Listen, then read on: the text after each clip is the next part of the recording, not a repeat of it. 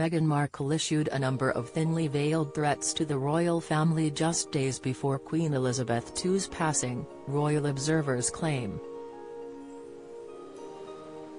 The Duchess of Sussex joined her husband Prince Harry in mourning the death of Her Majesty last year, when it emerged the 96-year-old monarch had passed away on September 8. While Harry will be back in Britain for the anniversary, Meghan will instead remain back in California with their two young children before jetting out to meet the Duke of Sussex in Germany for the Invictus Games. In the months and years leading up to the Queen's death, the Sussexes' relationship with the royal family was said to have sunk to new lows as they struggled with strictures of royal life.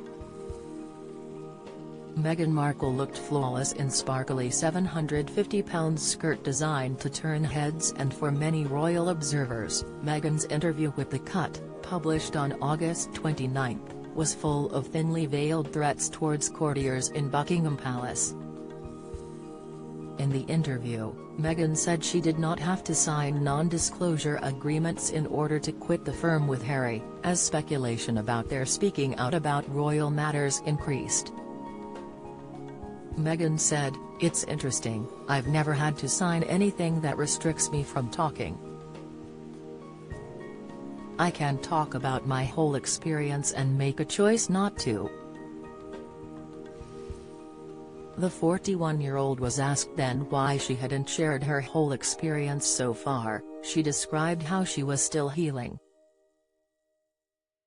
"Don't miss Meghan Markle's sweet remark to royal aide during heartbreaking royal reunion." Latest, Harry and Meghan start house hunting after pair leave neighbours frustrated. Insight, Prince Harry set to land in UK today but won't meet King Charles or William. Analysis, the royal added, "I think forgiveness is really important. It takes a lot more energy to not forgive.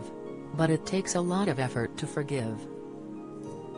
I've really made an active effort, especially knowing that I can say anything." Her comments were analysed by Sunday Times royal editor Roy Nikah, who said on True Royalty TV's The Royal Beat that the thinly veiled threats that came in The Cut, "I think she probably hopes it does feel threatening to the royal family."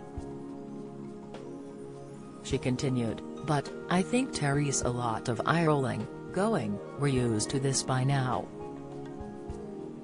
But that phrase, I have a lot to say until I don't, and I've never signed anything that restricts me from talking."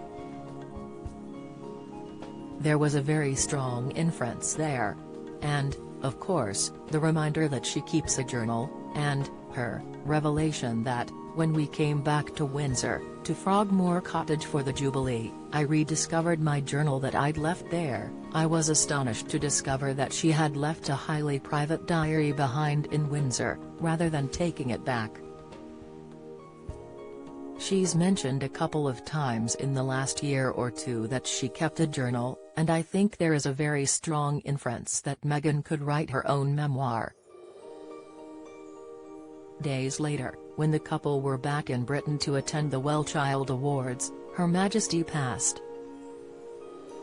It sparked an outpouring of emotion among world leaders, the public and politicians alike, who all paid their respects to the late Queen. Harry and Meghan cancelled their plans and remained in Britain in order to attend all the ceremonies and her state funeral.